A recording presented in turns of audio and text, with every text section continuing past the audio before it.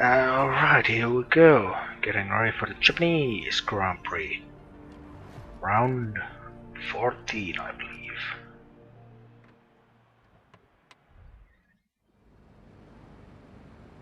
believe. I'm not sure, but I think it is.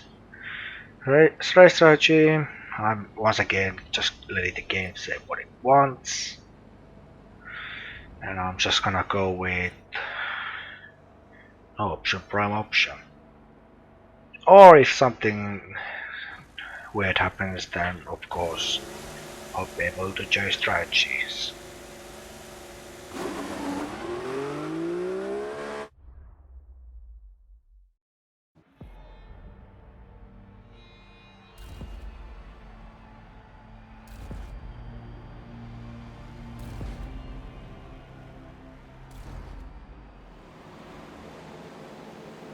Okay, we have 5 races till the end of the season, and we're still in with a chance of taking the Constructors' Championship.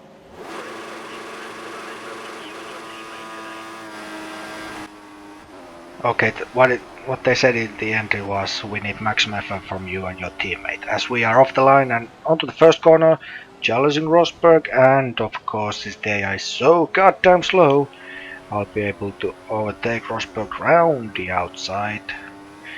And here we go. Try race after a long lap. I won't be able to shake off Rosberg at all. You can see that something's happened to Rosberg because all of a sudden 4 seconds in one lap. And now coming off to the hairpin, you can see that Hamilton goes to the third safety car. So safety car has been deployed.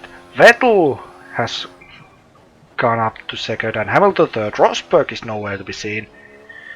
So there must be some kind of crash between Rosberg and someone else. But of course I'll take a chance because there's a great opportunity. Come into the pits, make pit stop to prime tires and then go for another prime. Because there's no point, because the safety car is gonna come in around lap 6, so that's like 1 or 2 laps before the pit stop. So might as well come in, get a new set of prime tires, go 12 laps and then come in for another pit stop. And we should be good. And here we go, coming in 7th place, right in front of Kvyat and right behind Raikkonen. So there's the second time we've seen a safety car in this career. Second time I've ever seen a safety car. So that's something. As we are now ready for the restart. We can see that Hamilton is actually leading the race, so this is not a good point to be in. But remember, we have one extra pit stop done already, and that rather easy move for Raikkonen into 6th place. Next up is Perez, and he seems to be battling with someone else. Perez going for the overtake, but no backs off. He brakes. I have to go a little bit wide to avoid Perez, but luckily no. That was a legal overtake, so I don't have to give position back. Now coming on to the back straight on lap 7, right behind Grosjean. Can I be? Am I going to be able to overtake Grosjean? Yes. No, he stays in there, but backs off in the end. So that is me up to 4th place already. Next up is Bottas. You can see Bottas right in front of me, but you can also see that Hulkenberg is in the pits. So is Hamilton. So Finland has momentarily 1-2. And like I said, it was momentarily because Bottas comes in on the next lap. And I'm in the lead. And there you go. Gap to Hamilton is 14 seconds. However, Hamilton is flying 137.1 behind me. And on the next lap, he's being a second faster than me. And you can see that in just 2 laps he's managed to close 4 seconds, and then he's going even faster. He's going faster, and you can see he's closing down the gap by now almost 2 seconds per lap. So That is not a good thing. But anyway, lap 15, you can see that Hamilton is 4.3 seconds away. I slide into the Pollard. Luckily, it didn't get too much. Didn't get any front wheel damage because that would automatically make Hamilton win. But anyway, here's the second and last pit stop onto another set of prime tires, and we'll be going on all the way to the end with this one. Okay, the question is Hulkenberg going to overtake me though? The answer is no. And on the next lap, actually, a couple of laps later, Hamilton came into the pits, and there he goes. So Hamilton came into the pits, meaning that he was on the option tires, so that explains why Hamilton was so fast. And now there's actually Hulkenberg between me and him, as I kind of get blocked by Chilton there. This also means that now I have to push like hell, try to get as much gap as possible to Hulkenberg, because when he goes off, like in this lap, I have as much gap as possible, only 4 seconds, so that wasn't a good job. Also, this Ericsson guy didn't help me, because he was blocking me exactly the same way as was Hulkenberg.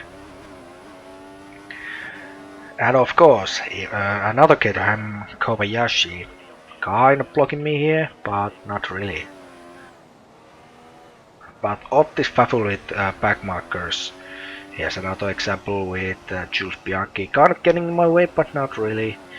You can see that Hamilton is all 1 second away from me, so this is going to be an incredible battle. The last line. And here comes Hamilton. You can see that I'm not doing very well. I have to go a little bit defensive, but Hamilton doesn't take the chance to overtake me.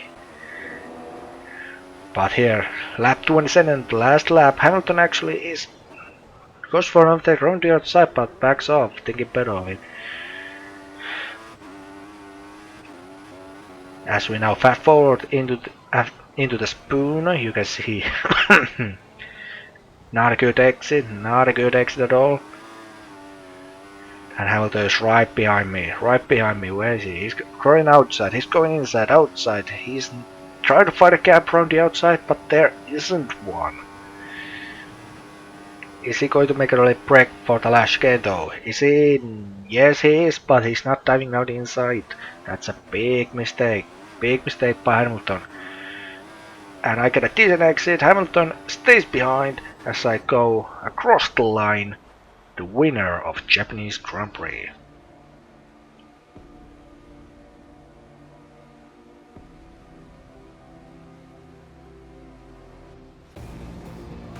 That's a win, first place. Well done on a fantastic result. Phew. That was Malaysia all over again. Safety car decided to come in, change tires, if I wanted to win the race, which I already was winning, so that was really close to the end. And I guess the highlight paid for themselves. I was completely screwed in the end, but somehow managed to stay in first. I think it was Alonso and Rosberg. Apparently they collided, so that's why there was a safety car. And I actually had to do some racing for once. So most exciting race of the season, pretty close to it at least, because I actually had to fight for something. But anyway, bottom 10, so that's good thing. Bottas third, so finally Williams gets their podium that they actually deserve. And 8 points. 8 points against Mercedes. 7 points against Hamilton. But anyway, biggest winner. Biggest winner goes to Felipe Massa from 17th place to 6th. So well done him. Biggest loser, I have to say it's Ricardo from 3rd place to 7th. And the golden pineapple goes to Pastor Maldonado. Amazing win. That's 13 wins. You've equalled Schumacher's record for wins in a single season. Really great driving. 30th victory of the season, 4 races to go, 100 points against Hamilton. That means if Hamilton has to finish in front of me, if he wants to keep the title. Actually, as a matter of fact, if I get a single point during any of the rest of the races, I win the title. Technically, I win the title already because I got 13 victories. 4 races to go, maximum points you can, well, 125. What the I forgot the double points.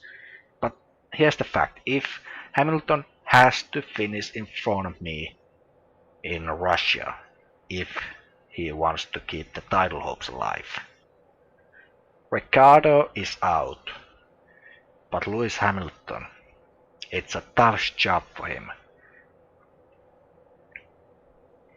He has to finish in front of me. If he finishes 10th and I'm 11th, the hopes are very slim, but they are still alive. So that's the situation. That's the situation right there. I just need to get 25 points. I need to get 25 points in 4 races. Hamilton has to get 125, so he pretty much has to win the rest of the races to have any shot of winning the title. As for constructors, we are once again tied with Mercedes. Red Bull is close to us, but I think they have fallen out the race as well. So it's, as for constructors, it's between McLaren, Mercedes, and Mercedes AMG Petronas F1. So it's between Mercedes and Mercedes technically.